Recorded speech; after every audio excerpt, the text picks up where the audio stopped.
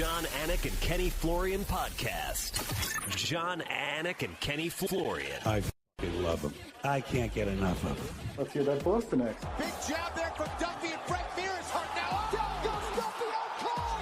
Frank Mir does it again.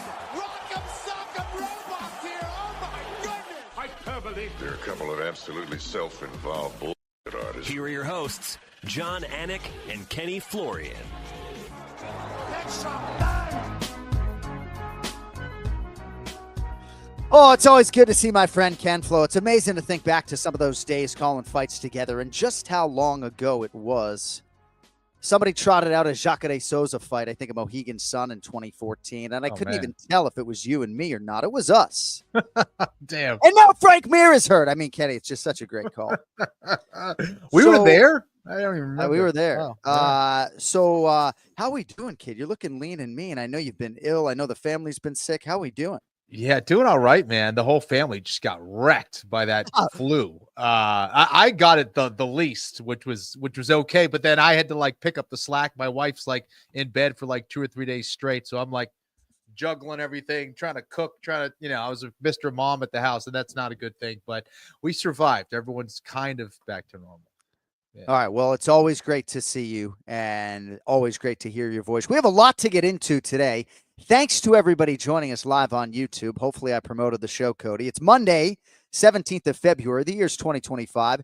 This here episode 538 of the Anik Florian podcast, presented by DraftKings. DraftKings, the crown is yours, whether you are watching on the DraftKings network or live on YouTube or just listening. We appreciate the ever-living daylights out of you. Now, my daughter is homesick in the back. Oh, no.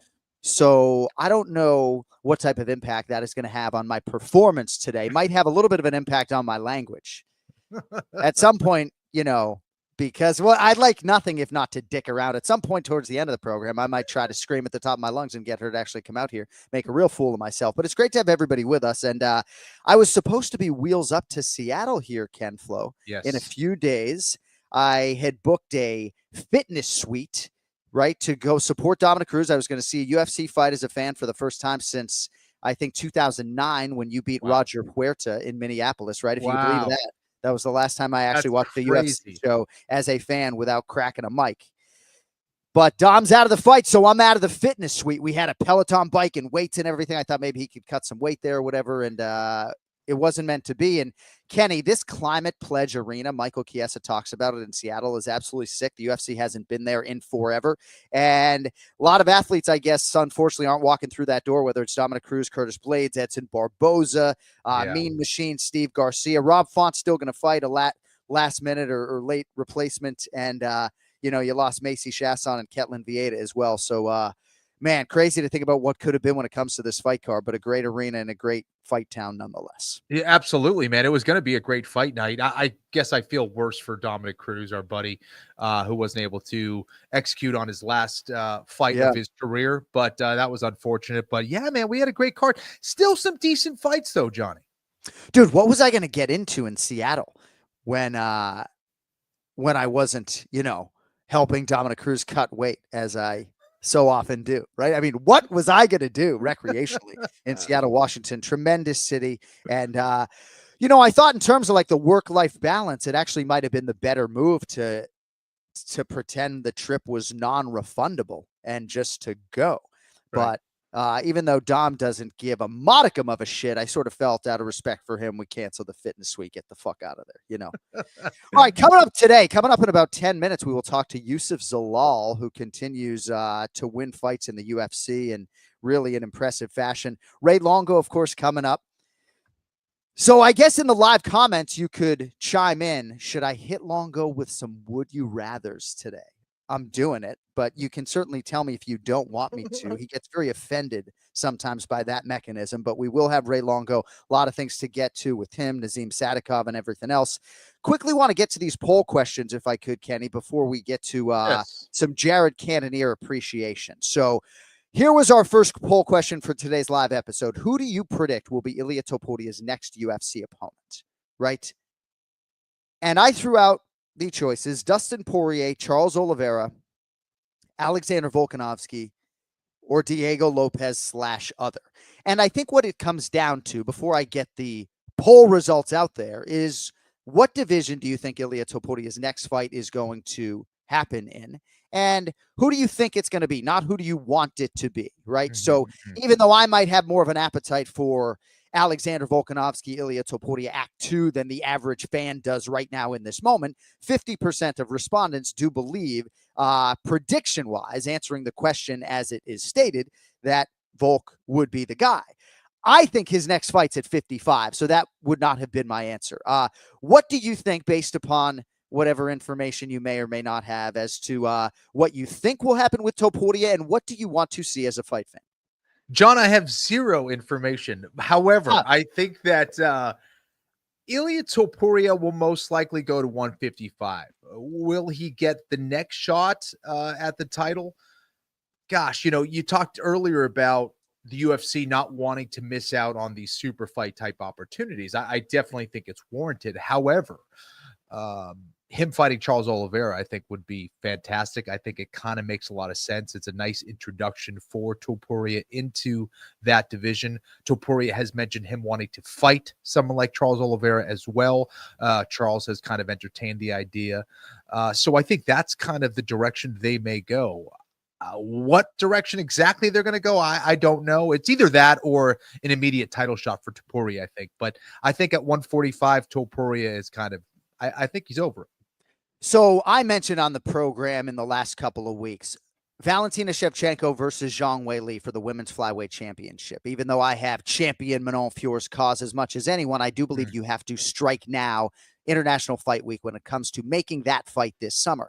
I don't believe Islam Makhachev versus Ilia Topuria qualifies. And with respect to Ilia, who I think is one of the best pound-for-pound fighters in the world right now, I know you think he is the king in many respects, Kenny Florian, right, as a man who 3 times yourself fought for the UFC title.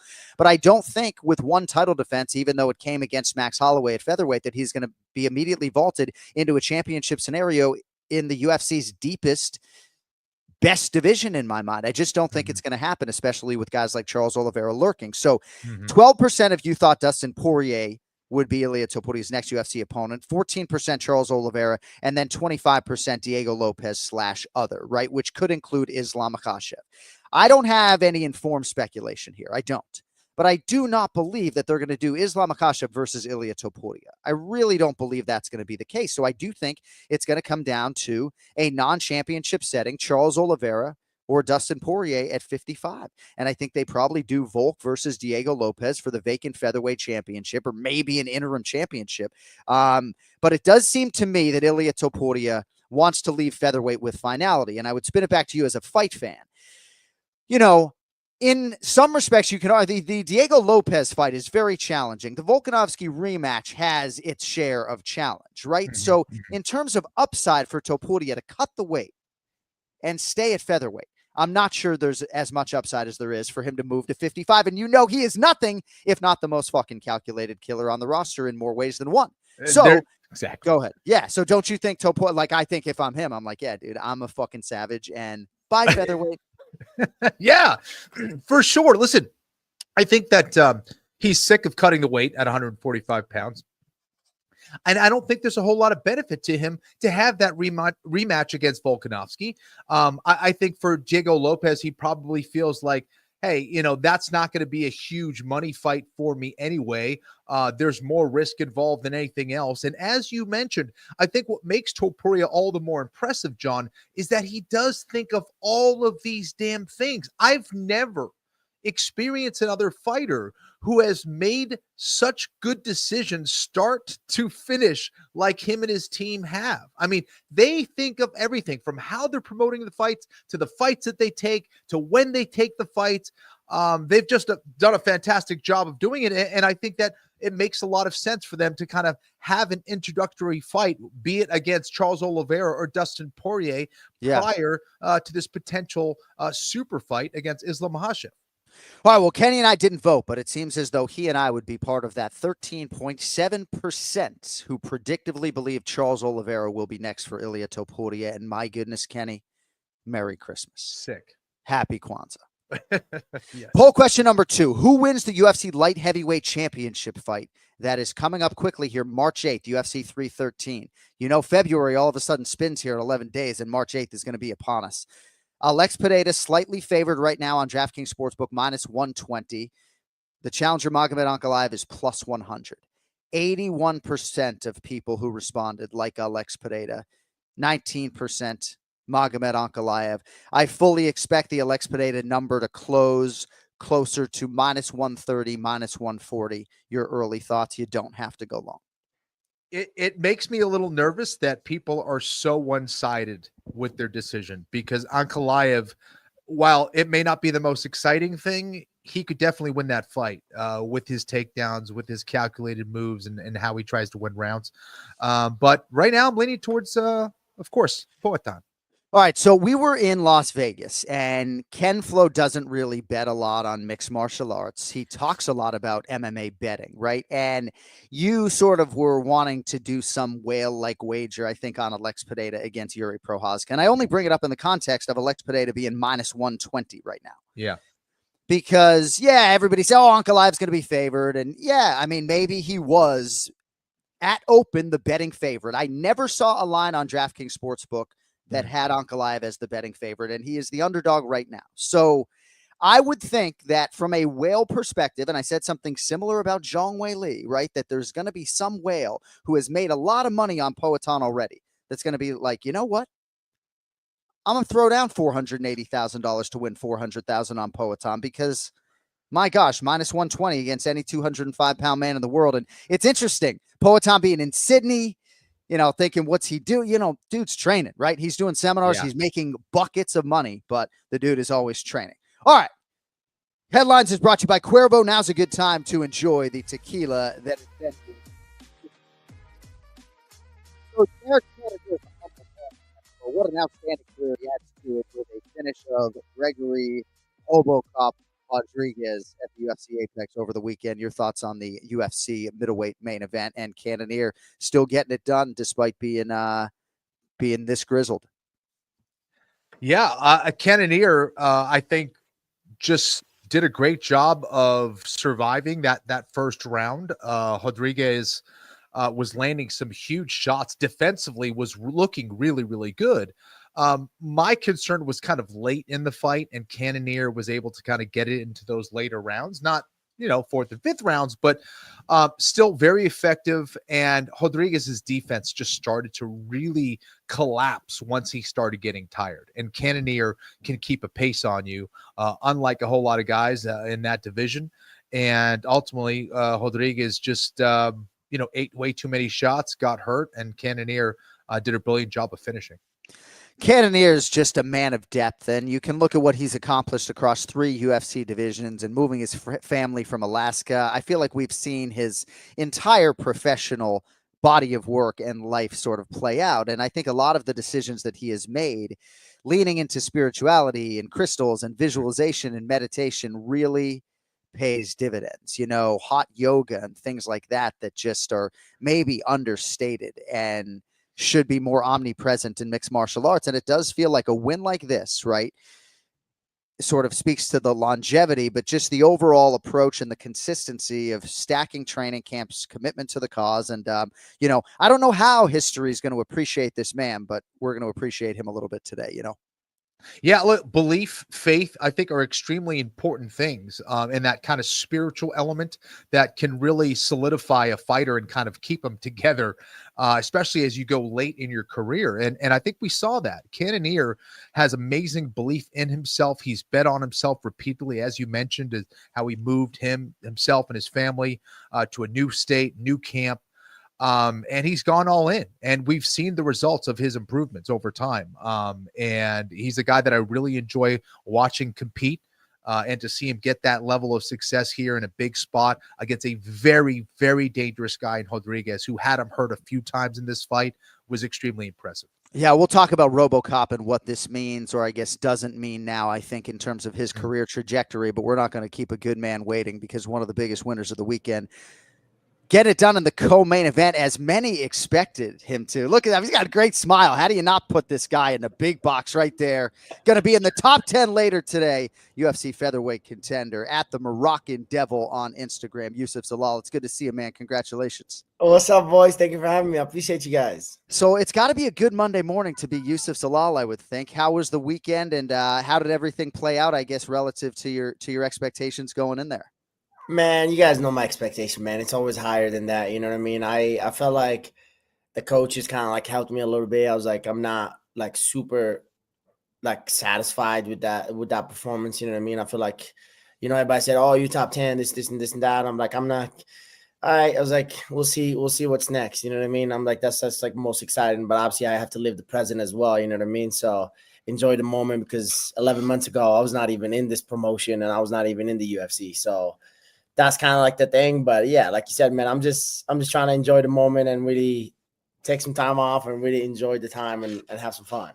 All right. Well, I'll let Kenny get into the fight here in a second, but because you sort of were referencing a time in the past, I did some research this morning. So 2018, you're 6-0. You lose 2 in a row by decision in LFA to Shepe Matascal and Matt Jones. Then the flying knee knockout gets you to the UFC. You start 3-0 in the octagon, but then during COVID, you lose 3 in a row. You go 3 rounds with Ilia Topuria as part of a 4-fight winless streak that includes a move down to bantamweight.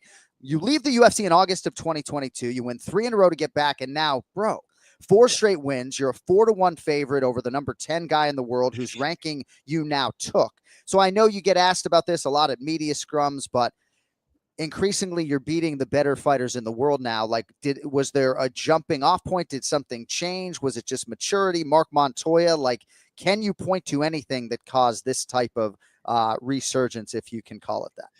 I think everything, man, like you said, like it's a recipe of everything. But I think the main thing is my why. You know what I mean? I feel like I didn't like respect that much, or like you kind of like forgot about it sometimes, you know, because when you start winning and you really just forget about your why, and even when you lose, you're like, oh, I'll do better, and then like kind of like start getting lazy mentality a little bit, and that's kind of like the thing that kind of messed me up a little bit. But obviously I know my why, and I'm following my why, and I believe in my why until to the grave. You know what I mean? So that's the biggest change, to be honest, that got me to where I'm at right now. And be you, man. Don't change you. Like don't ever change you. I feel like a lot of people change you, and I can see why.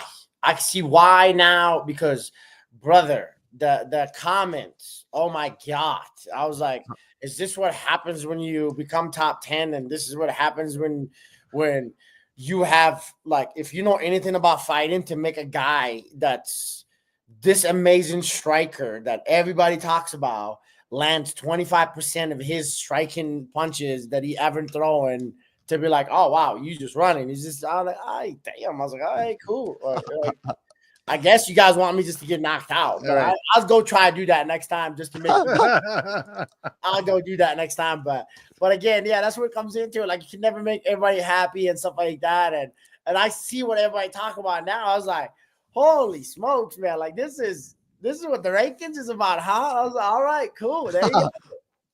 Absolutely, man. That is the truth.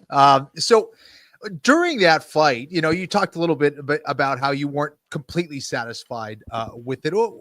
Why? What were your expectations? What did you want to accomplish in that fight? I know you wanted to finish, but as far as your performance, what do you think you could have done better?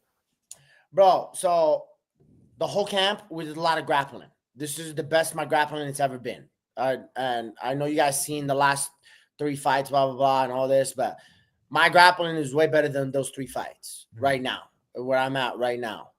But it's almost like I got, how you say it, when somebody like does something and like, it's like, you know, somebody's doing something like, okay, I don't want to do it, bro.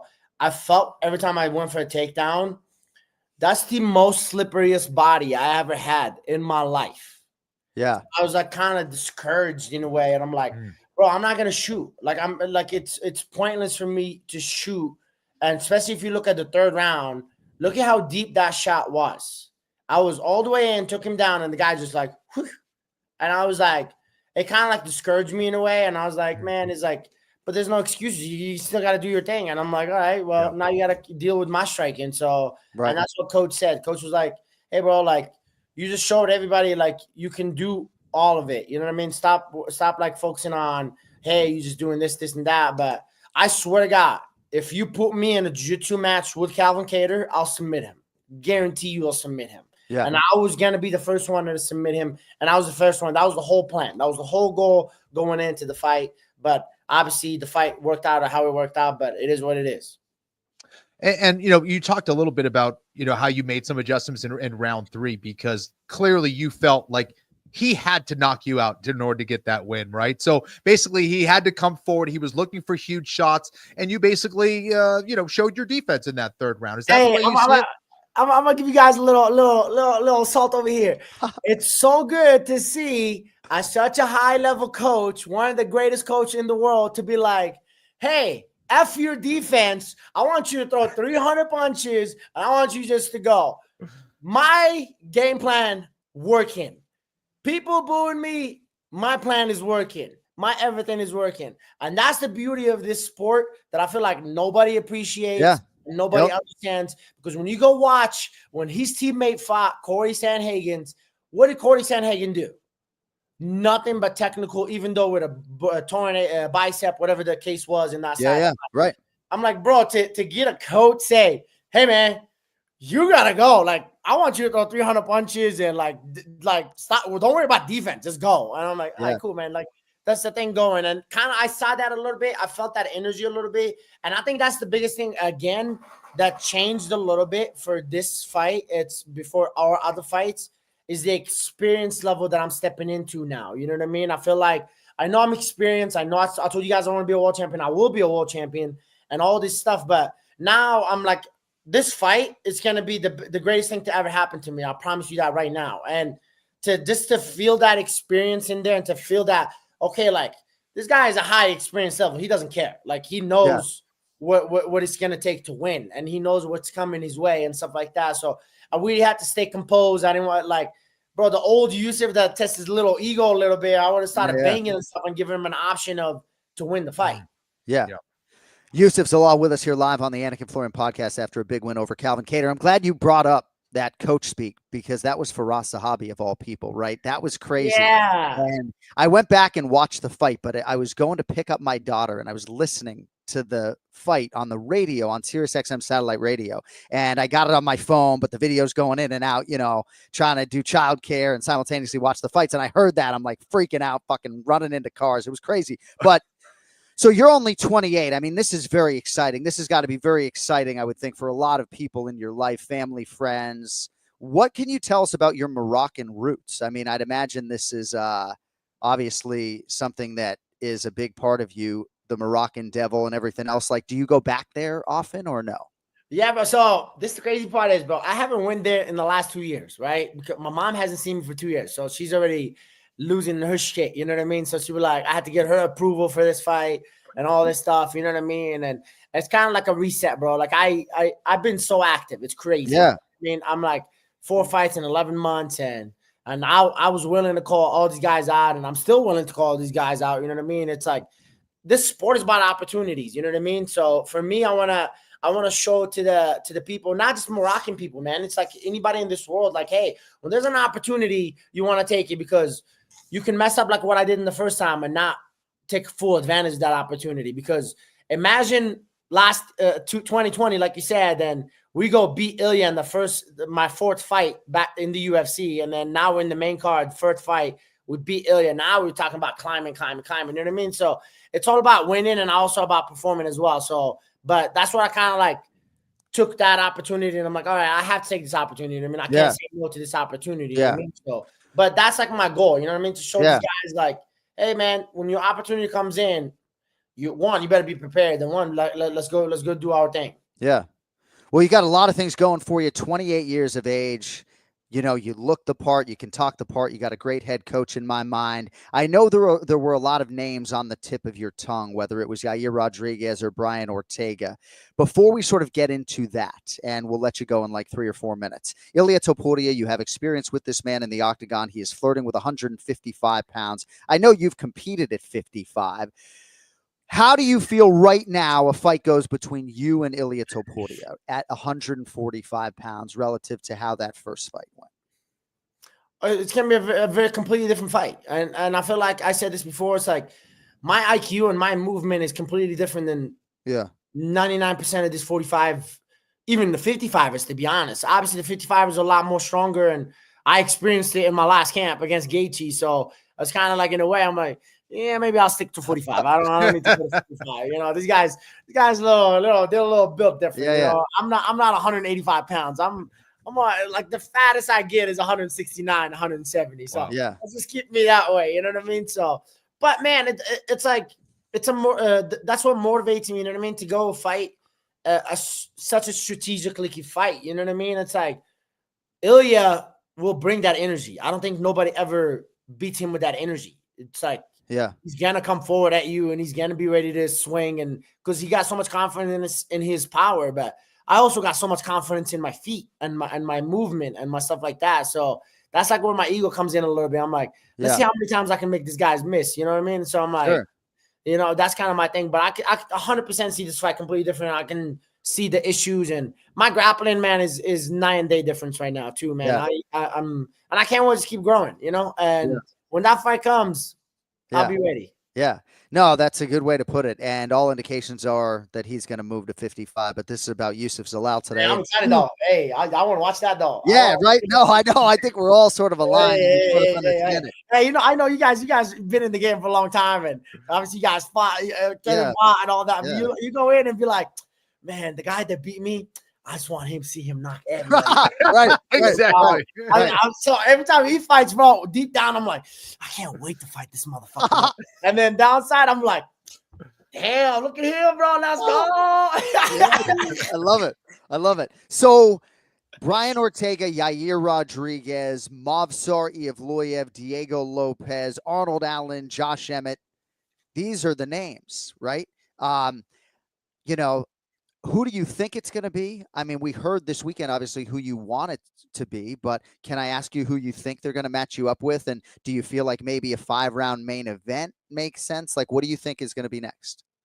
Man, I'm just excited for the opportunity, you know. So I don't know who they give me, but I'm pretty sure I called out Yair because I don't think him and Diego fight are happening. So that's why I was like, hey man, like I know you haven't fought in a long time. I'm like probably one of the most active fucking featherweights in that division right now. And then I was like, hey, I would love to fight you and then make it happen. You know what I mean? And if that means after Ramadan, which is Ramadan ends in, what is it? March 1st all the way to like April 1st. So it's like, let's just do it after. I'm ready to go after, you know what I mean? So that's what I was just excited about. And I was like, hey, I'll make it happen. Let's make it happen. But you just never know, man. It's like fight game. Exactly, man. It's like, I don't even know. It's like, hey, you got the matchmakers. Are they happy? I'm like, okay, they're not happy. Okay, let's see what they didn't give you. Okay, like this. It's like, man, I'm just living life and I want to be a world champion. So if that means fighting all these other guys, it is what it is, man. It's like, I can do the Bilal in here. Let's do it. It doesn't matter to me, man. It's like, I have what I have, believe in, and the confidence in what I want, and I'll get what I want. Well, we're excited to see the ascent, brother. We wish you all the best. Congrats on a huge win. We hope you keep it going. And in the meantime, try to get up to 169 or 170 pounds. Get as down as I know, bro. You guys out here talking about 55, bro. I gotta start eating like 10 meals a day, bro. God damn, bro. You guys out here thinking me about Ilya, bro. My weight cuts are getting harder now, bro. I went 187 to 145, man. Hey, bro, I'm telling you right now, the weight cuts before 2020, I was on fight day 155. 155 on fight day. And then I show up on fight week like 152. They were like, oh, Youssef, yeah, just eat. Yeah, you eat. You're doing it right, man. Now that I showed up, they're like, Youssef, you only got 2 meals. Just want to let you know. I say, what? Oh, goddamn, bro. I'm going to get all fat and stuff right now. No, you're doing it right. You're doing it right. It's good fat, dog. It's good fat, dog. Stay focused. Yeah. Hey, we appreciate you joining us, brother. Congrats on a big win, and we'll see you down the line, I'm sure, my man. Enjoy the fruit. Thank you, my man. I appreciate you. Hey, man, I'm gonna pull the Unama on you, dog. They're like, hey, man, I want to support your merch. You know what I mean? My man, you just send me your address. And I'll send you buckets. You know. Thank you, bro. I got you. I don't know if Kenny has any merch either. So you know, I'm like, I'll support my boys. You know. Thank you, man. I just want a shirt that says Zalal, man. I mean, with a period on the end. That's all I need, man. I'll support. Hey, man, when are you gonna start like podcasting my fight, bro. What the hell, man? When are we gonna get one of those Dude, cards, maybe bro? we'll do a Youssef Zalal one more sleep edition with like the Z's or something. We'll talk offline, but I got some thoughts, my man. We could collaborate. Much love, brother. We'll talk. We'll talk. In the meantime, enjoy going to UFC.com/rankings later today, and we'll talk to you soon, okay? My man, thank you so much, Take bro. I care. appreciate you guys. Thank you All guys right. so much. You're the man. There he is, UFC featherweight contender, the soon-to-be top 10 ranked Youssef Zalal on Instagram. You can find him at the Moroccan Devil. I believe Cody populated the X handle for Youssef Zalal. A lot of people still refer to Twitter as Twitter. I mean, are we going X? I don't know, but that was his handle. Yeah. What a stud. What an absolute stud. Always nice when someone comes in the room smiling like that, you know, giving off good vibes and good energy. fighter, man. So, you know, my twin brother, Jason Anik, called me after the Gregory Rodriguez, Jared Cannonier fight. And you know, Kenny, sometimes I say, oh, 2-year championship setback. But I think in the case of Gregory Rodriguez, sometimes you can absorb a loss like this and the championship window just closes with finality, you know? And when you look at the UFC's middleweight division, as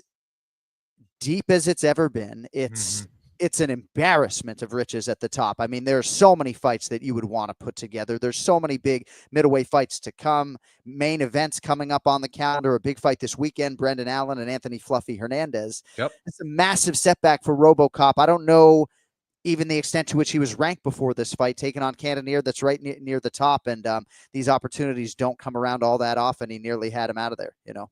I think you're right, John. I think this was a huge opportunity for him. And this was a fight he was capable of winning. Clearly, you look at round one and how successful he was there. I think he shows that potential in those first 5 minutes. Then after that, it kind of just seemed to go away. And I think that his bravado, perhaps, or I don't know, maybe a lack of MMA IQ to a certain extent, got the better of him. And he just kind of started to just brawl unnecessarily instead of be a calculated striker like he was showing in round one. Yeah. He was being evasive. He was countering really well. But instead, he just decided to just stand in front of Cannonier without really doing anything. He was eating a lot of shots in that process. That started to weigh on him. And I don't know, it seemed like his game plan kind of went out the window, and it seemed like he was trying to prove that he was just the tougher guy as opposed to the better fighter. And anytime you do that in the UFC against other tough guys, you're rolling the dice. Yeah. Yeah, it's well put, kid, as always. And you just feel for a guy who puts so much into it, as I know Gregory Rodriguez does down here at the Institute of Human Performance and Kill Cliff FC and everywhere else. Speaking of guys who put an awful lot into it, let's get to the star of the show. His name's Raymond Peter Longo. Yeah. It's now time for the Ray Longo Minute. I want you to punch a hole in this fucking chest. That's what I want. The Ray Longo Minute. Starring Ray Longo. The John Anik and Kenny Florian podcast. All right, bit of advice to MMA enthusiasts. If you see Ray Longo on the street, don't ask him to say, hey, I want to punch a hole in his fucking chest. If you see Bruce Buffer on the street, don't ask him to go, and now, especially if Buff's with me, because I might fucking punch both of you out, right? But shit, man. I feel like you go on podcasts all the time. You're a media mogul. And I feel like everybody's asking you to say, hey, I want to punch a hole in his fucking chest, huh? He doesn't even know what to say. I don't know. Yeah, you're right. Okay. All right. My goodness. I don't know how to take that. Congratulations. Yeah, thank you. Nazim Sadykhov, right? And I really don't understand why this win was under-celebrated in the octagon, right? And I guess we can just start there. And it seemed like Nas was more willing to celebrate the win afterwards, but Daniel Cormier, I give him a lot of credit. He was trying to celebrate. This was a knockout, Ray. A devastating knockout. I don't know what the X-ray is going to show, but Ray Longo getting it done again, my man. Congratulations on a Monday, kid. No, thanks. And shout out to Nazim, super talented kid, hadn't fought in a while. Just is, was getting his rhythm going. I think, he was just warming up, but he could get you out at any time. And that kick, Kenny, if you look at it, man, that knee, it was a weird question mark kick because it kind of got stuck.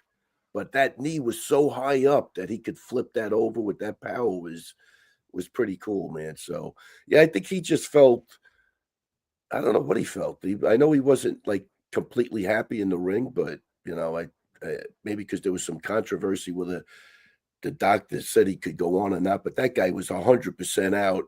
He looked like he wanted out in the round. You know what I mean? That's why we were screaming for him to back out of when he clinched him the last 20 seconds. Yeah, but, broke his face. He acted like his face was broken. But yes, I think you're right, Ray, that's where there was a disconnect there, because then it's not if that fight if he would have stopped that fight with the kick right there, the fight's over. I think you would see a different reaction. But I think because there was a wait, and then you almost forget what happened. You know what I mean? So then you get a bonus too. Yeah, I think 100%. If he would have just dropped and he was out, that's 100% a bonus. Yeah. But I think because it went to the doctor looking at him, and then there's always a language thing. It's all bullshit at the end of the day. The guy got hit really hard, and optically, if you look in there, that guy looked like he wanted out, like he saw a ghost after that. So yeah, I agree, Ray. It was a beautifully timed technique. Was this a technique that he had a plan for prior to the fight, or is this something that he saw during the fight that maybe he said, "Oh, I'm going to throw this now"? Well, I mean, look, he's got a great question mark kick, that I could tell you. And he said, that he was throwing a lot of head kicks during camp. Drilling it. But whether he saw it at that given point, in time, I think he said, the guy does carry his hands low, so I thought the head kicks were open, question mark kick or not. You know what I mean? He gets done with a combo, and he's kind of like a caveman. He's just swinging heavy. But and Nas is more of a, I'm going to say, a boxer puncher. He's got power and he's got finesse, so he's a tough guy to deal with. Yeah, it was beautiful, man. It seems like Nas has a tendency of being a little bit of a slow starter. I could relate to that. During the part of my career, I was a bit of a slow starter. Was that a concern for you as this fight got underway? I tell you, his first rounds haven't been, I'm going to say a little bit of a concern. It was just because of the layoff. I really wasn't concerned with anything else, after I watched the tapes on Bonfim. I just thought I know he throws hard, but he just looks wide open to me. And against a guy that can move and dance and like Nas can, I thought if he wanted to, he could make that really look like an easy fight. It's just so interesting. And I think maybe sometimes because of the nature of my job, I just think all these guys are amazing, but again, I just feel like this is being under celebrated. Bonfim is fast as fuck, man. That's not dangerous. An easy guy to beat. I don't know. I think this will probably age well. But I do feel like maybe there was some sort of facial fracture that resulted in that type of reaction from him. So congratulations to you. And, when Nas gets on a mic at 155 pounds, and I know this round wasn't perfect, but when he says that he's going to be the champion and he doesn't care what anybody says, I believe him, right? I don't know if he has the skills to do it, but it almost has a Marab-like quality to it when he says that. I just believe in him. Well, he definitely has the skills to do it. He's got a really but being the champion of the UFC's lightweight division, Kenny had the skills to do it too. I mean, it's a hard thing. I'm just saying, it's a hard thing to actualize, but I actually believe him when he says it's going to be a hard. Yes, 100%, John. It's a hard thing to actualize, but he definitely has the skill set to do it. It's just going to come down to mindset at the end. That end is that last 5% is all mindset. I think Marab really proves that more than anybody. It's funny. I was I got to post this thing. It came up on my Facebook thing from I think 12 or 14 years ago. When Marab first came here, he got into a boxing gym. It was not a good gym, but they threw him in the Golden Gloves because he wanted to fight. Wow. And because of that, the Golden Gloves changed the rules. They threw him out of the tournament.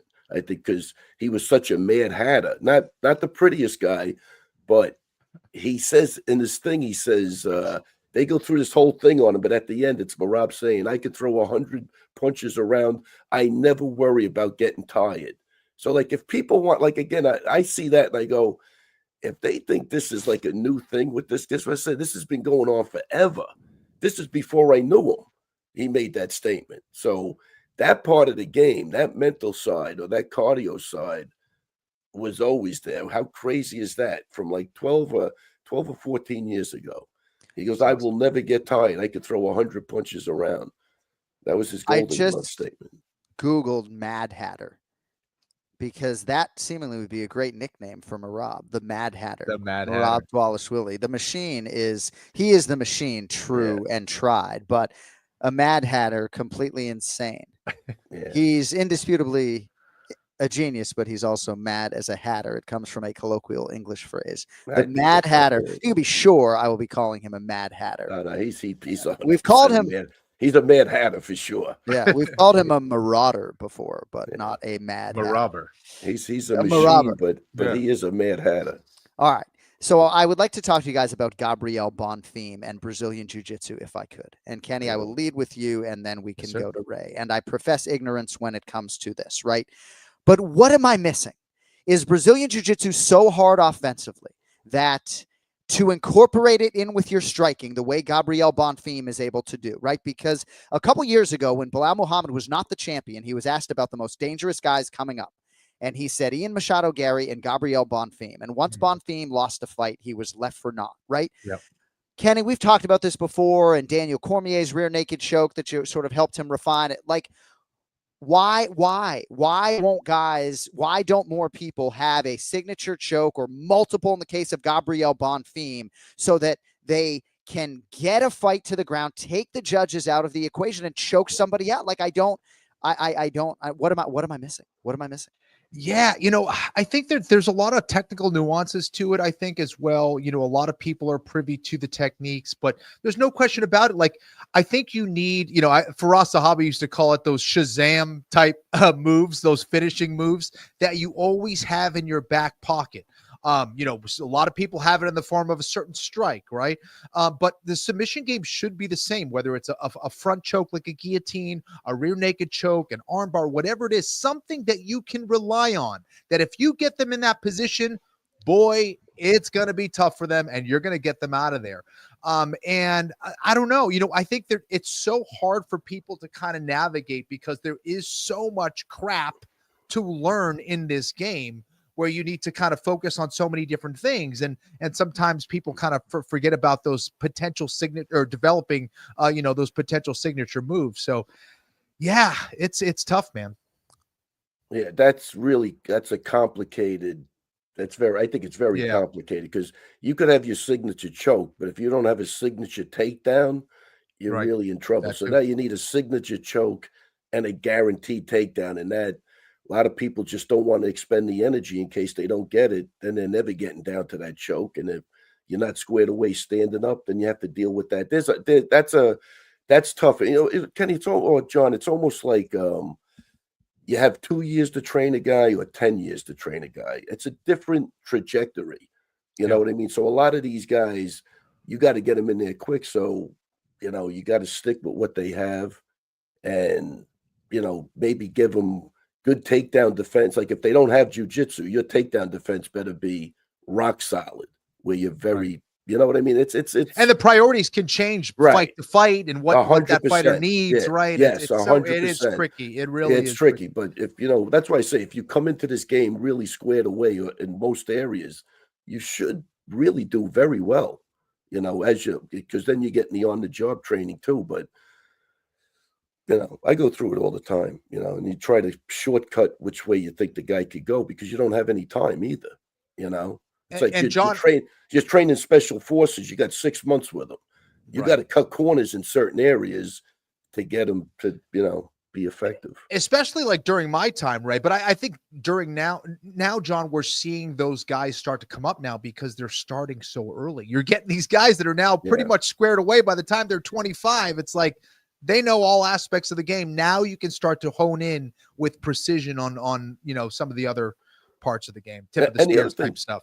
Yeah, the other thing, Kenny, too, is a guy like Weidman, at the time you could have shown him a choke in the dressing room, and there was a chance he was going to get. Yeah, he had tremendous squeeze strength. We used to say that when he got in there, it's too late. By the time he got a hold of your neck, it was already too late because you didn't anticipate how strong the guy was. You know, Yeah. so everybody's different. It's one of those things too where you got to know who you're dealing with and what they're capable of. So do you find this topic interesting, Ray? My prep led to this. Do you find this topic interesting? Yes. Super interesting. Okay, good. Because sometimes you're dismissive of the content that I bring to the table here on the Anik Florian I'm podcast. So, never dismissive of any content you bring, but no, but I think it's a conversation we could sit here for 2 hours. oh no, I'm not done. Oh, I'm for not sure. done. Yeah, That's why I just for want to sure. make sure that I wasn't Yeah. boring you before I continued. So, Kenny, in terms of position over submission and control, I understand all of that. But even in one of my favorite fights last year, Bilal Muhammad versus Leon Edwards, right? There wasn't necessarily the threat of a rear naked choke. And Bilal is the best welterweight in the world. I think he's going to defend the title and beat a lot of these guys. I think Leon's the toughest matchup for him still, but, allowed Leon to reverse and didn't necessarily present a threat with a rear naked choke. But Bilal Muhammad and Kamaru Usman won world titles without necessarily having that as part of their game. Gabriel Bonfim is also a more explosive athlete than, say, Ian Machado Gary, right? I think Ian, working with Diego Lima and Charles Oliveira and being in Brazil, I think he has the potential to develop a great Darce choke that could be a go-to move for him. I keep coming back to this every 100 episodes. And I understand. I think you guys gave great answers, Kenny, in terms of just, right, there's only so much bandwidth. But I think sometimes it comes down to athleticism and ability, but also, like, if you're watching Gabriel Bonfim, aren't you thinking as a young fighter, like, all right, I got to figure out a way. If I get this fight to the ground, I need to raise the danger factor here.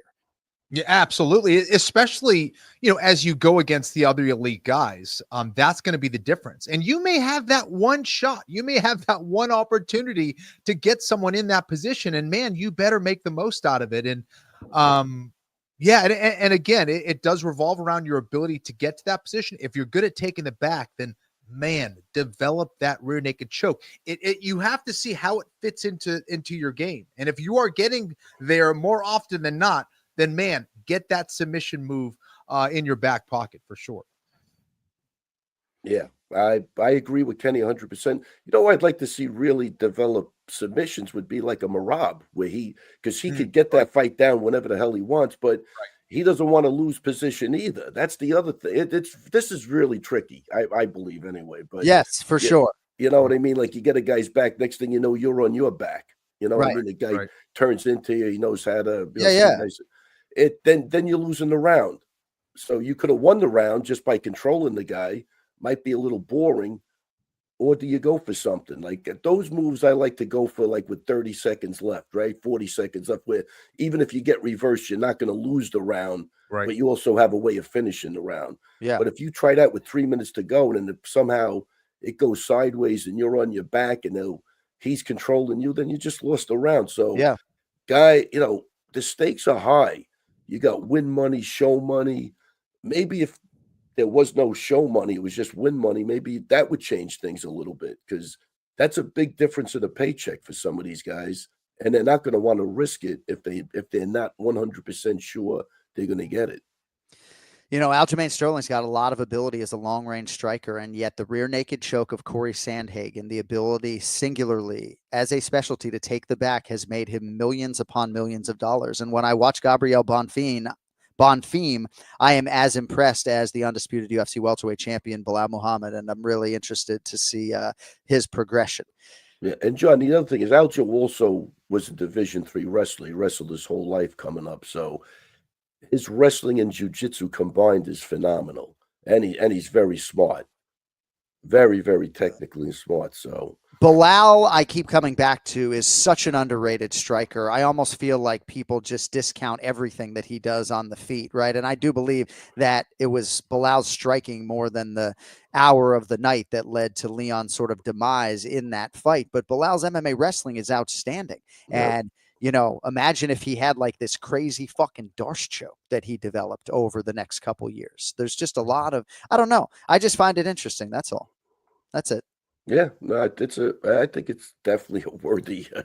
Like, again, I think you could go back and forth on this all day long, and that's where the game planning and knowing who you're dealing with really comes in handy. Yeah, and I think the sport is so developed now, and there's so many guys that have been fighting for so long, so many coaches out there, where you can kind of go out there and find what you're looking for. Meaning, if I want to get better with my takedowns and control, then maybe I'm going to give Khabib Nurmagomedov a call. If I want to get good with my leg locks, maybe I'm going to give Ryan Hall a call. You know what I mean? So it's like, find who the specialists are that are out there and go out and train with them. Learn from the best, the guys that are the best in their fields in that little specific modality or area. Go out and learn from them. Period.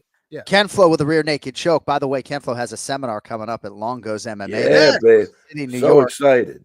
We will promote that on the back end, to be sure. But real quickly, Ken Flo, Movsar Evloev is coached by Pahumpa. So maybe we should try to book Pahumpa and ask him about Movsar, because Movsar's a guy, the finish has eluded him, and therefore the title shot has eluded him. You know, I mean, you put somebody away the way Aljo does Corey Sandhagen, you make yourself undeniable. So, right. And again, then the guy's got to be willing to learn also. A lot of these guys get stuck in doing what they do good, and that's all they want to do. And that's why I say, John, you could go back and forth. This conversation could go on for 10 hours, you know, because no, you're right. There's too many uncontrollable things in there. It's not that easy, because even if a guy's a specialist, he could be a shitty teacher. You know, that's true. He might not have patience. He might not have patience for you. He does something, he makes you worse. It goes on. I mean, I've seen it's complicated. So it's very complicated. Yeah. All right, so a few more minutes here with the great Ray Longo live on a Monday. So Merab Dvalishvili and I did an appearance together in Sydney, and no way. Yeah, we did. It was really amazing. Oh, I have to say, the response for him walking into these 2,000 people at this VIP dinner. Crazy. My word. Right. Part of it's the Aussies just appreciating the best in the world at their craft, I think, at anything. But my goodness, right? Caio Borralho gets a massive pop, and Joanna Jędrzejczyk and Diego Lopez. And then Merab walked in. It might as well have been Alexander Volkanovski in that country. It was insane. But crazy. More in terms of this conversation, Henry Cejudo, who fights in the main event this weekend, suggested that Corey Sandhagen should be next for Merab, just because of his appetite for that as a fight fan, the type of danger factor that Corey Sandhagen presents. If I'm not mistaken, Corey is coming off a loss and maybe isn't even being considered for this. But as a fight fan, I guess I'm just curious what you think about what might be next for Merab, because the one thing that did come out of our Q&A in Sydney is that he's not going to wait around. The kid wants to compete, as you might expect. Well, but just give me what's the question? Oh, I knew this was coming. Well, like Mario Bautista, right? Like, I mean, what's wrong with him? He's won 7 fights in a row. You know, we want to run back the O'Malley fight. Is that what we're going to do? If they want to do it, that's what they're going to do. What are we going to do about it? I'm just asking you what you think. Should I ask Kenny instead? Do you need to leave? It's 12:09. What? I'm not. What's so funny? What are you talking? Wait, just give me one question. Should it be Corey Sandhagen? Is that what you're saying? What do you want to see? What do you want to see? You just want to see dollar signs. I'd like to see Merab against Pantoja. I think Pantoja should come up and fight him. That is amazing. Why? Why is that amazing? I love the thought process. I didn't think of that. Well, we talked about it, I think, a little bit. I mean, basically cleared out the division, and Corey needs a couple of wins. I mean, because I don't think anybody's. I mean, I like Corey. I'm not saying this, but I don't think anybody's running to the TV set to watch him fight, though. So why are you answering this question now with respect? Like, now you're willing to talk about Sandhagen, but 30 seconds ago you're coming to me like, you phrased 15 different questions. Oh, I'm sorry. The guy didn't want to wait, doesn't want to wait. He wants to fight. The Corey, he might be. Cejudo said this. I don't know what. Sorry, I'm excited. Yeah, okay. We got to calm down. Just one question at a time. I can't multitask like that. All right. So, yeah, I think you and a lot of the fan base would agree that Corey Sandhagen needs a win. And I think the UFC probably would subscribe to that line of thinking. Petr Yan or Sean O'Malley in a rematch. The first fights between those guys weren't particularly competitive. I think that's why Cejudo's trying to think outside the box. And you're thinking outside the box with Pantoja, which I think, with respect to Kai Kara-France and Manel Kape and Asu Almabayev and everybody else, that actually makes some sense. So, yeah. That's the fight I think makes sense, because it's a super fight. I like to see those fights where guys come up and they get a title shot like that. All right. Ray Longo, you're UFC president for the day. What executive order would President Ray Longo implement to affect change, either with mixed martial arts or the UFC? President for a day, Ray Longo, what's your first executive order is first class fights for all the trainers. That's it. There you go. Kenny, it goes into effect tomorrow. Tomorrow morning, we're all flying first class. Yeah, poor Henry Hoof, the guy's 6'6". They got him stuffed like an antelope in the fucking back of the train. I mean, what do you give the guy a goddamn seat? That's the executive order, John. It's a great answer. It's a great answer. First class travel for all trainers and coaches. That's it, period. Would not seem to be too much to ask. I don't think that's too much to ask. All right. Some would you rathers on the way out with Ray Longo on a Monday. Ray, would you rather have to hunt and gather all of your food or eat only McDonald's for every meal for the rest of your life? No, I'm a hunter-gatherer. I better learn how to hunt. Oh my God. Ray, would you rather find $100 floating in a public toilet or $5 in your pocket? $5 in my pocket. All right. Because that $100 ain't worth shit at that point. It all is. these questions courtesy of Men's Health. Apologize if there are any repeats. I know we only have about 2 more minutes. Would you rather speak all languages, Ray? Fluent in Brazilian, Portuguese, and all languages. Would you rather speak all languages or have the ability to speak to your dog Lucky and all animals and have them talk back? I'm an animal guy. I'd love to know what's run through that little bastard's mind. Would you rather erase your own memories or erase someone else's memories of you? Ooh. That's tough, man. I'd love to. It's a tough one because I mean I'm sure everybody's memories of me are so good I wouldn't want to erase them. But That I is think true. I think I'd go with that one. Yeah. All right, last one. Just in case anything slipped by, Kenny. All right, Ray, last question. Would you rather give up traveling or celebrating holidays? Might be a trick question. Would I rather give up holidays? See, it's a trick question for guys like you and me who are on the road so much. It feels like a trick question. Yeah, I'm not sure. Give up holidays or give up trust. Give up celebrating holidays. Or give up traveling. Do you desire to travel the world? Well, yeah, I'd love traveling. Okay. So I love holidays too. I don't know. Oh, you seem like a big holiday guy. Yeah, it might be. I might give up holidays, man. You might be right. All right. Get on out of here. Ray Longo Minute. We appreciate your time. Hey. To talk to your folks at the Chicken Pound, okay? Definitely will. And Kenny, look forward to it. We're getting close, buddy. Oh, when's the seminar? Can't wait. When's the seminar? March. We got March 15th. Yeah. 15th, I believe. Is it All right. 15th? Wait a sec. I think it's the 15th. Yeah, the 15th. Yeah. All right. So March 15th, Kenny Florian is going to be at Longo's gym. That is a Saturday. So perhaps there might be some live Anik and Florian podcast content on our YouTube channel that day with the two of you together. Wow. Perhaps I love it. I don't know. Hey, Ray, we appreciate your time. Have a great day and a better evening. Thanks for all the insight. And, no episode would be complete without you and all that. And, John, I'm going to give you a buzz later. I want to come up with a great intro for Kenny when he's there because he deserves it. So I need a master linguist. Yeah, I'm a little master linguist. Didn't get invited up there to just be a part of the festivities. I'll come up there and fucking intro him for nothing. You know? Wow. I didn't even get invited. I would have paid my own way. But I'll get you cannoli. If you come up there, I'll get you cannoli. Oh, yeah, please use him as an uki. And then we'll go over the DARS choke as much as he wants. Or that's right. Signature choke. You could put me in a DARS. You could choke me unconscious. I'm just not doing the forward rolls before class. Oh, yeah. I'm with you, John. Let's do 50 forward rolls, right? It's like I'm in shape to run 5 or 6 miles a day, but I can't get through the forward rolls at jiu-jitsu. I hate the forward rolls too. It's just I'm dizzy on the curb drinking Gatorade. They're like, "Oh my god, this did not work out." Like, no, do you want to race? I don't do somersaults. I'm 50. Yeah, shit, man. Ray?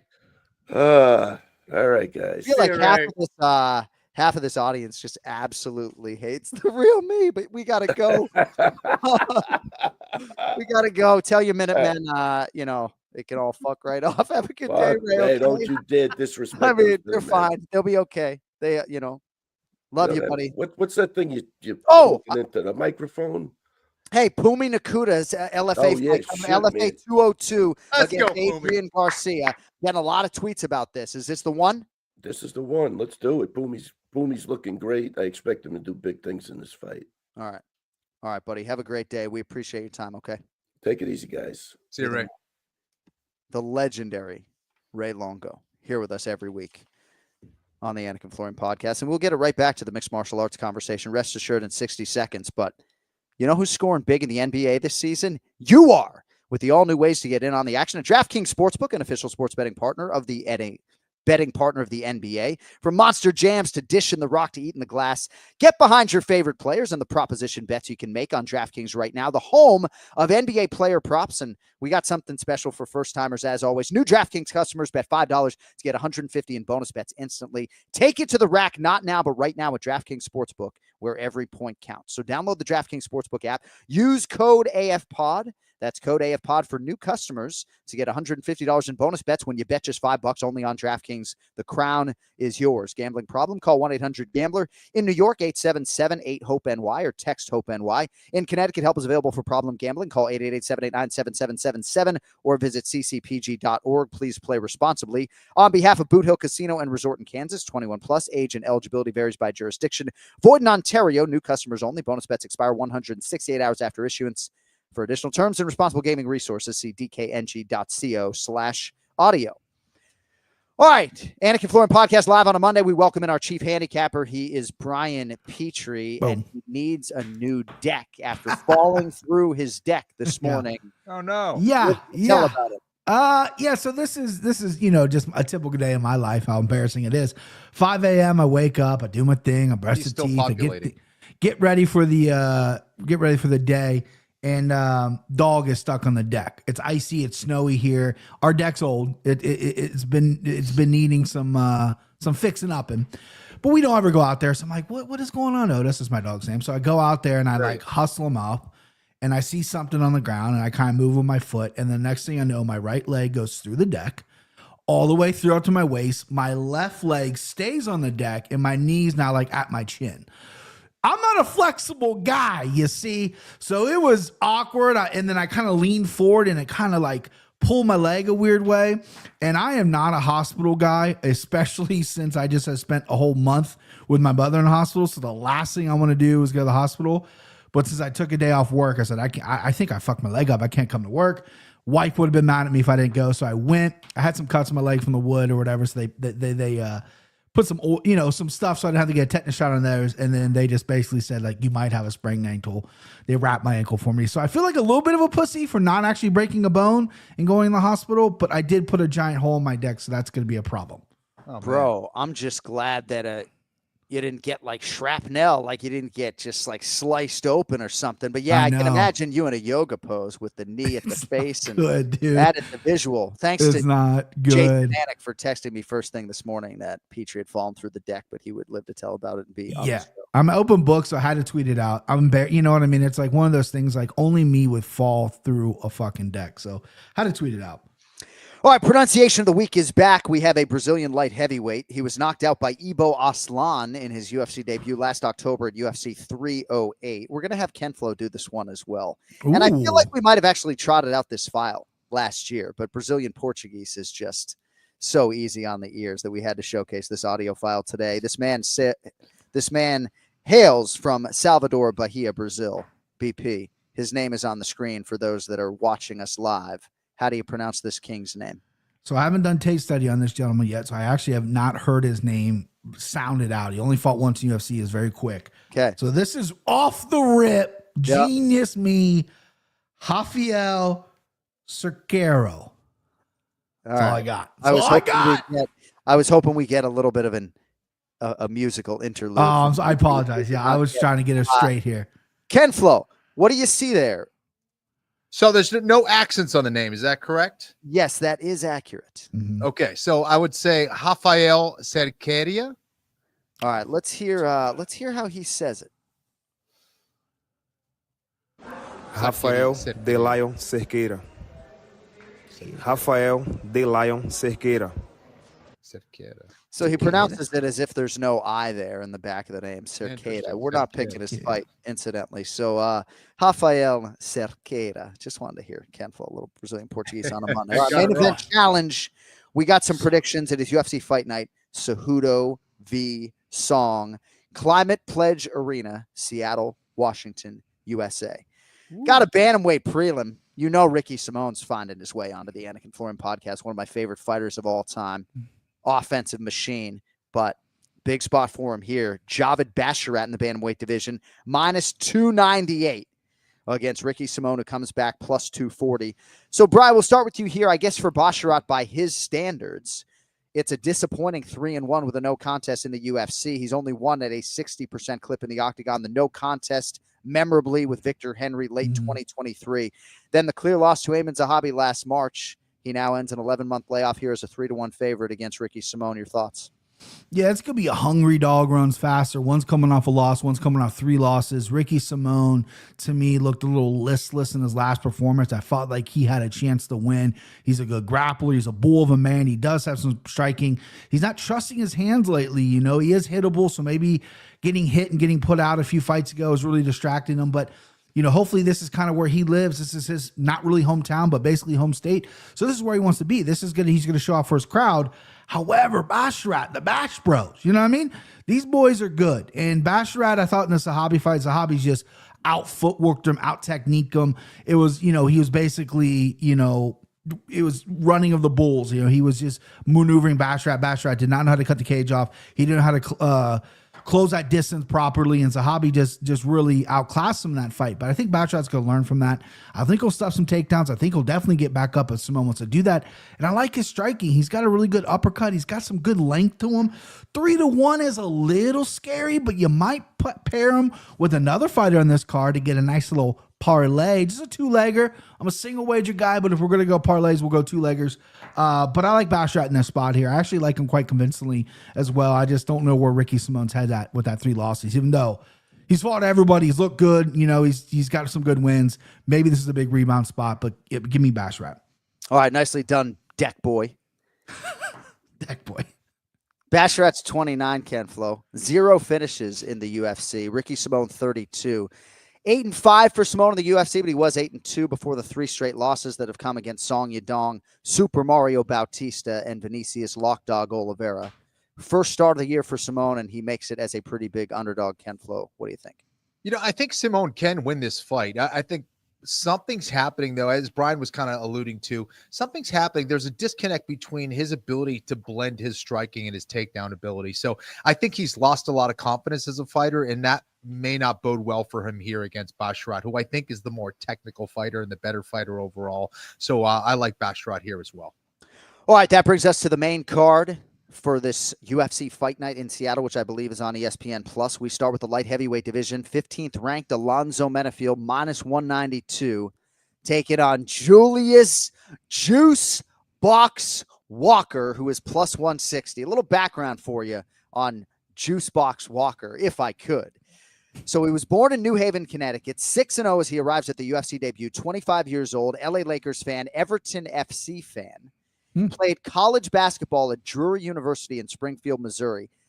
All-time leading scorer at his high school. He scored 2,235 points as a high school basketball player. That is filling it the fuck up. And he faces another good athlete here, the former American football standout, 15th UFC appearance for the now 37-year-old Alonzo Menefield, BP. How to handicap the 205ers here to kick off the main card. Yeah, Julius Walker's been following me on Twitter for a while. He's probably a big fan of the Anik and Florian show. That's why he hopped on, started following your boy. I obviously reciprocate and follow him back as well. So I've been noticing his journey, and he put me on his map. And of course, if a professional fighter follows me who's 5-0, 4-0, 6-0, wherever he's at that point, I'm going to go check him out. Yeah. And he's a big guy, so I went and checked him out. And he's smooth on the ground. He's very tall. He's lanky. And he has good takedowns for a tall guy. You know, Menifield's a banger, right? Coming off 2 knockout losses, I think Menifield's going to want to get those back, but he could be a little gun shy. Engaging, that could open up the grappling for Walker. I think Walker on top is very good. His ground and pound, his elbows on top are vicious. His submission game is catching up to where it needs to be. In Menifield, obviously, that was the big knock on him coming out. He's this big guy, chest the size of the fucking cage. But what does he do on the ground? He gasses out. He doesn't have much cardio on the ground. He's kind of fixed that a little bit. You know, we haven't seen it much. They matched him up well with some bangers, and his takedown defense has improved. But give me Walker. You know what I mean? Am I biased because he follows me on Twitter? Yeah. But also because it's plus money. And I think if it does hit the ground, he's going to have a world of advantage. I think he's a freak athlete as well, like you said. I didn't know anything about the basketball stuff, John, but watching him fight, I could tell. Tall, longer guy with some real good juice and some momentum to him. I like him. And I like he got the short notice shot here. He's fired up according to his tweets. Plus 160. Yep, taking it. No contender series, which is kind of nice, I think, for a change, right? So many of these fighters come in off the contender series. Ken Flo, his Instagram page, which I am now following, by the way, says the best basketball player in MMA history. And for me, without even taking a deep dive, right, and giving proper respect maybe to Phil Rowe or Jamal Hill, guys I know can fill it up, bro, kid scored almost 2,300 points in high school and played at Drury University in the great state of Missouri. I mean, Julius Walker, gracing that octagon in Seattle this weekend, Ken Flo. What are your thoughts? Better basketball player than Daniel Cormier? What? Come on. No. Listen, I think I'm excited to see Walker in action. I think that he's got a lot of talent, as Brian was talking about. Has shown some good submission ability, has a really good Kimura counter when you try to take him down as well. Really nice Kimura trap that I was seeing. Still a little bit raw. I think my concern for Walker, though, would be maybe his decision-making in that big spot. You know, how is he going to react in the UFC against a seasoned guy like Menifield? But he is a competitor. He is an athlete, been an athlete his whole life. Is game. I mean, I saw him in some really tough spots on his back, was able to find a way to get back to his feet. He's a fighter through and through. And Menifield isn't the great, the best guy at making decisions in real time either. So I think Menifield, it certainly has the experience advantage, but give me the juice box. Give me the juice. Nice. Let's go. Walker plus 160 right now on DraftKings Sportsbook. All right. Also at light heavyweight, the aforementioned Ibo Aslan minus 166. Take it on Iwan Kutelaba, who comes back plus 140. Aslan out of Turkey, 14-1, 2-0. Bry with as many stoppage wins thus far in the UFC. Looks like he could be an absolute monster. Here he draws a Hulk and an experienced one at that. Brian Petrie, who do you love? Man, add Ian Kutelaba to guys I cannot get right. 1 minute, I think this guy's going to fake hurt and stop the fight. Next minute, he's fucking grappling. He's got some submissions now. It's like, what? I don't know what to expect from this guy. He's a wild man. Literally, he eats nails for breakfast. It's documented. The guy's insane. However, Ibo Aslan is a guy who I don't know much about. He's big, powerful guy, right? But he's got 2 first-round knockouts that didn't go very long, and then a third-round knockout over a guy who beat him in the Pleasure Man, which is a dope nickname. And that was in the late second, third round, and he was slowing down a little bit, so the power is there, and this guy has a huge fan base. I remember he got put on the main card over, I believe, in Abu Dhabi or maybe Saudi Arabia, and people pop for him. So he's got a fan base, 14-1 shiny record with all these knockouts. The blueprint is there for him to be good, but the blueprint also is there for the fade him, right? You're like, he's going to run into somebody that's not going to cave, that's not going to weaken. And Ian Kutelaba, with a lot of UFC experience, could be that guy.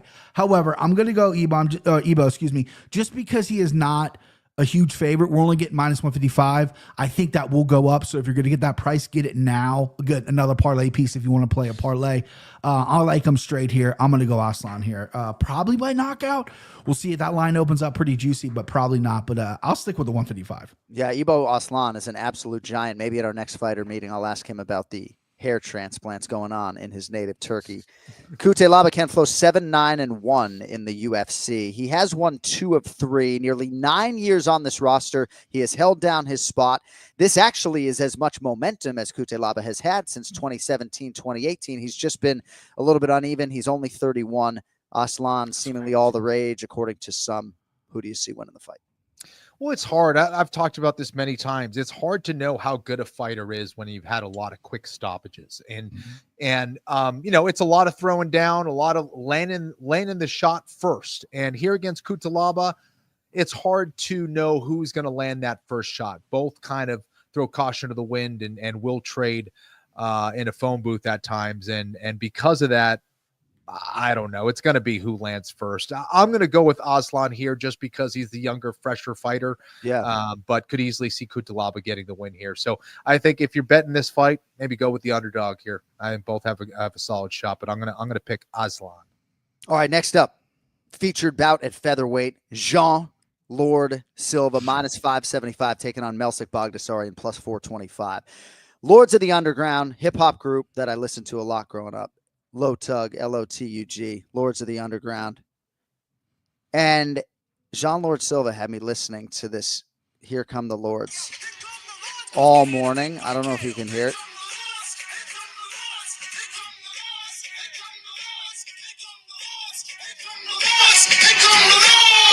Oh, that's loud. That's loud. Sorry, I turned it up. Oh, did that? No, we're good. Sorry. Can you guys hear me?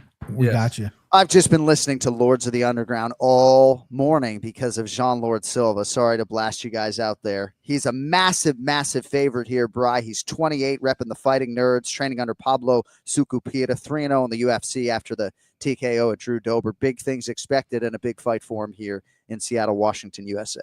Yeah, this guy's soundbite or him saying his name is all time. I love it. Jean Silva, just stud. And he's a fucking stud too. The only thing I hate about this fight is the line on him. He's too high. People love him. He's knocking everyone out. He's coming off a big one over Drew Dober, which was great, impressive. He just seems to walk through everything.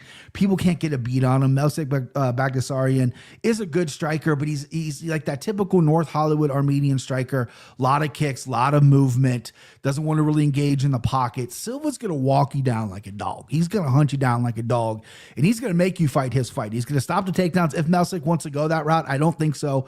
He's going to try to kick from the outside and keep it as technical as possible. You can't really do that with Jean Silva. I think Silva's going to dog him here. I really do. Numbers really high though. I mean, you have to play it by knockout.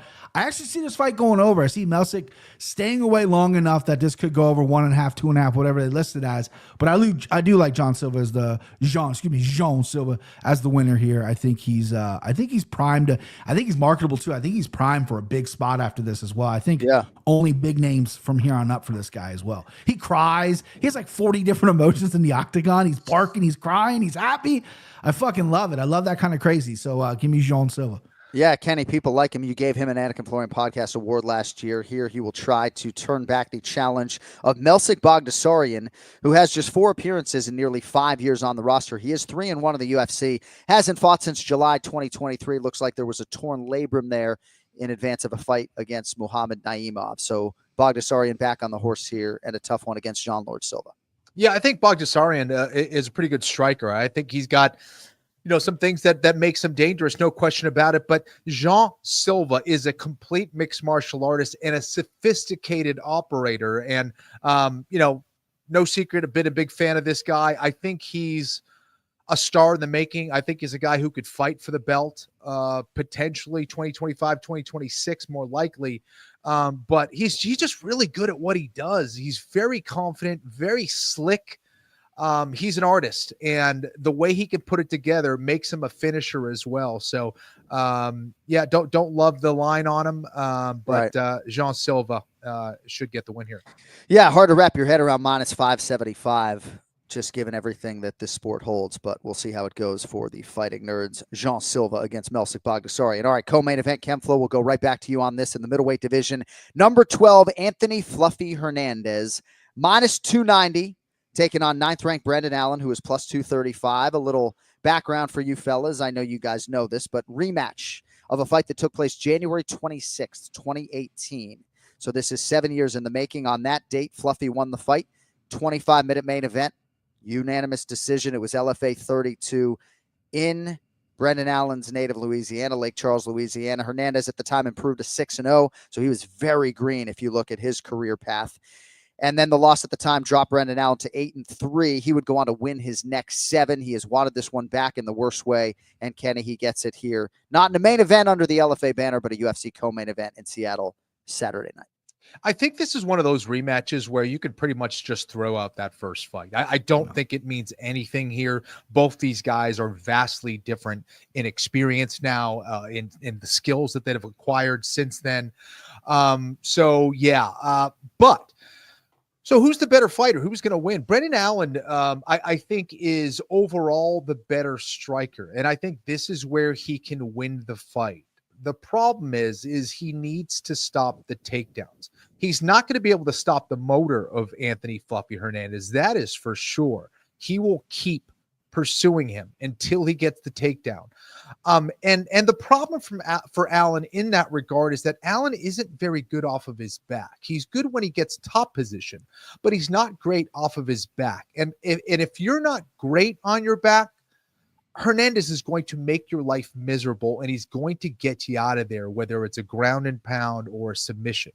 Rodolfo Vieira found out what it's like to deal with Anthony Fluffy Hernandez. And if you're not even close to a jiu-jitsu game like Rodolfo Vieira, and granted, Rodolfo's experience at the time was nothing like Brendan Allen's is now, but still, you got to be something special off of your back. And to me, Brendan Allen isn't that something special off of his back. There's only a handful of guys that are that good on their back in the UFC in all weight classes, in my opinion.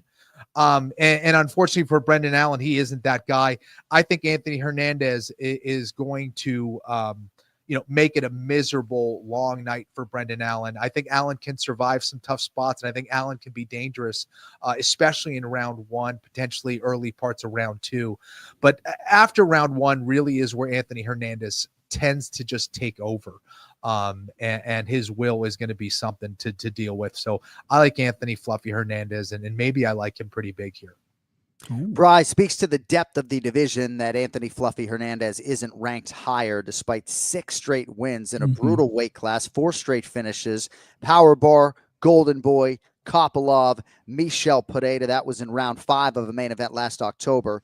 You do have to respect Brendan Allen, though. He loses his 7-fight winning streak to Nassourdini Mavov in September and then gets right back on the horse again as betting underdog. Super tough fight. So I think Allen deserves credit. How do you think he fares this week, MVP? Yeah, the only thing I don't like about this fight is not 5 rounds. 5 rounds would be nuts for me. This could be a main event anywhere else. Seattle's got a great card. You throw out the first fight, like Kenny said, it was very young guys, green guys trying to learn it. And Brendan Allen has made leaps and bounds, and so has Fluffy Hernandez. And they've actually taken similar but also different paths. They both kind of lost early in the UFC and has went on a run. Difference is that Brendan Allen's much more active. He runs that mouth a little bit. He likes to talk to shit. He fights Marvin Vettori in some hotel room fucking lobby, which I love. Like, that dude's about it. And then Anthony Hernandez is Cali cool. You know what I mean? He's just chilling, surfing. He don't give a fuck. Let's get another tattoo. I don't care. I'm going to go out there and smash dudes. The reason I think Anthony Hernandez is not higher ranked, I think he's a phenomenal fighter. There's a lot of gray stripes on his Tapology page. There's a lot of fights that got pulled out, a lot of fights that got canceled. Believe he was supposed to fight Chris Curtis twice. Both those times kind of got pulled out. But this is a kind of quick turnaround. He fought in October, looked phenomenal, destroyed Michel Pereira. Now he's coming back in, February here. So that's not that far away. And he's getting a good rematch. And I've never been like a wavering little fucking guy. I'm a gut guy. I'm a stats guy. Go for my gut. On my paper, I have it scribbled out 4 different ways because I want to take the shot on Brendan Allen because I think sometimes on the feet, Fluffy can get a little cute. He does the hands down, he moves his head, he got good head movement, but he gets a little cute. And he hasn't been put out before. But when you pull it down, nuts and bolts, baby, Anthony Hernandez he's just a better grappler. He's heavy on top. His striking's there, his cardio's there. We've seen Brendan Allen look good in 5-round fights. We've seen him slow down in 3-round fights. He's had a great camp down there in Kill Cliff, but man, I just think Anthony Hernandez is primed to be top 5, top 3, maybe fight for a title one day at 185. And I think the winner of this should fight Sean Strickland. And then we're really talking about guys right there near the belt. Give me Fluffy, though. I'm with Kenny, though. I kind of love him in this spot as well. All right, that's the co-main event. Ken Flo main event in the bantamweight division. Number 8, Song Yadong, minus 270. 7th-ranked Henry Cejudo is plus 220. Triple C's last win came against Dominic Cruz. That was UFC 249. COVID-19 backdrop, May 9th, 2020. Long time ago. Since then, couple appearances The loss to Aljamain Sterling in 2023 for the title. Then the loss to Merab last February before Dvalishvili was the champ. That was UFC 298. Song Yadong, Kenny, we've talked a lot about him over the years, right? Mostly good in the UFC, 10-2-1. Key losses at key times have prevented the title fight. But your thoughts on Song Yadong here, a near 3-1 favorite against the former champion Henry Cejudo? Yeah, I think a lot of this is dependent on what kind of Henry Cejudo we see out there. Is it going to be a healthy Henry Cejudo, a motivated Henry Cejudo? And will it be a Henry Cejudo who is going to lead with his wrestling a little bit more? Because I think he needs that. I mean, we've seen Song Yadong get in trouble when he gets taken down and he's on his back, right? And I think that Henry Cejudo needs to kind of rely on his wrestling a lot more. Use his strikes to set up his takedowns, put Yadong on his back and then attack from there.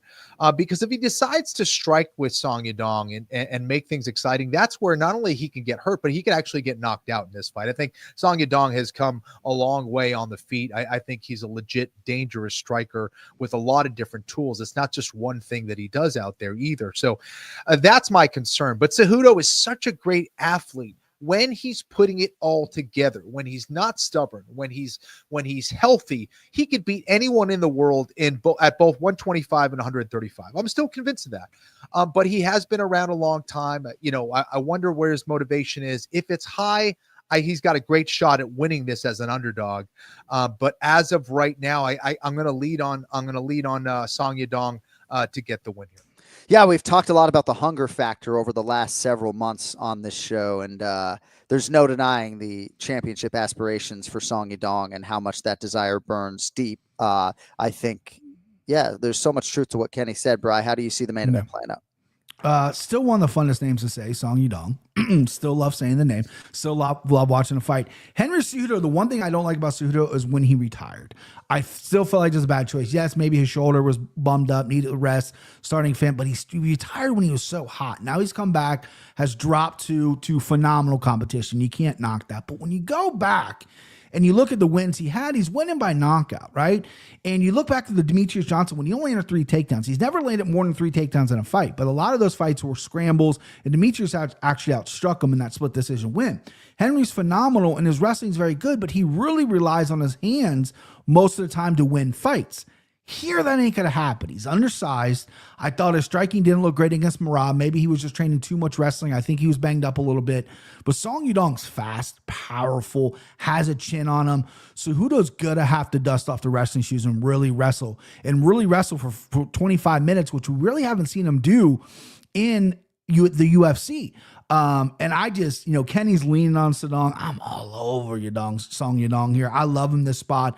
I think he puts Cejudo out, actually. I think it's going to be kind of a one-sided beating. I think, early on, they're going to play it safe and gauge each other's distance. Cejudo's got that kind of karate, I'm going to gauge your distance stance. And then once Song gets his timing and his distance, he's gonna bust up Henry here. I like a finish. I like maybe doctor stoppage finish. Doesn't matter. Play finish either way. Give me Song Yadong, though. Brian's all over Yadong.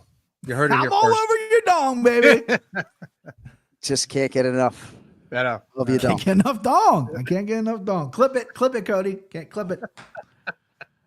All right, there are your picks for the main event challenge. It is now time for the money. Place your bets presented by JohnAnik.com, where you can support the show with our exclusive Anik and Florian podcast and One More Sleep apparel. Use code One More Sleep for discount at checkout. Can also go to KennyFlorian.com as well.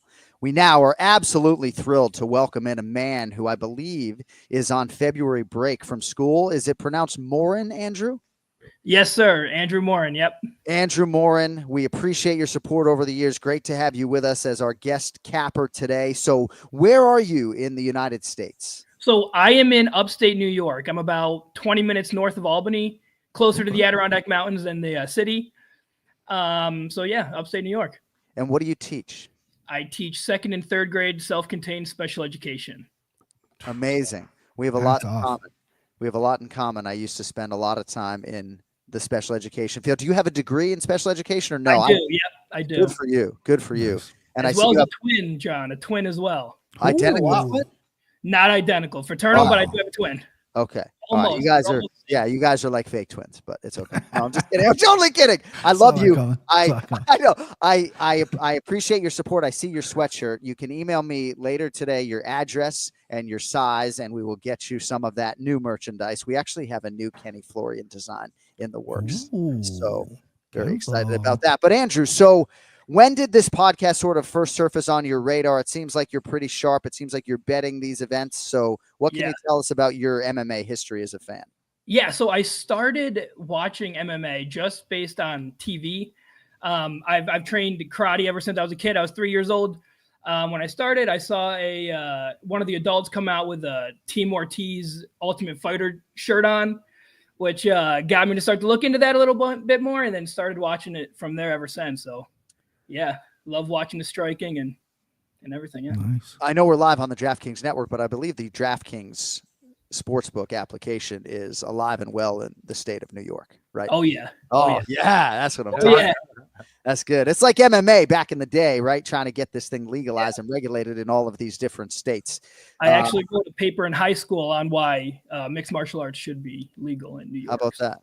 Good. Yeah. Good on you. All right. Well, it's great to have you here. And you have $1,000 to spend. It seems like you're coming off a pretty sharp weekend, Andrew. So it is UFC Fight Night, CEJUDO versus Song. You got $1,000, my man.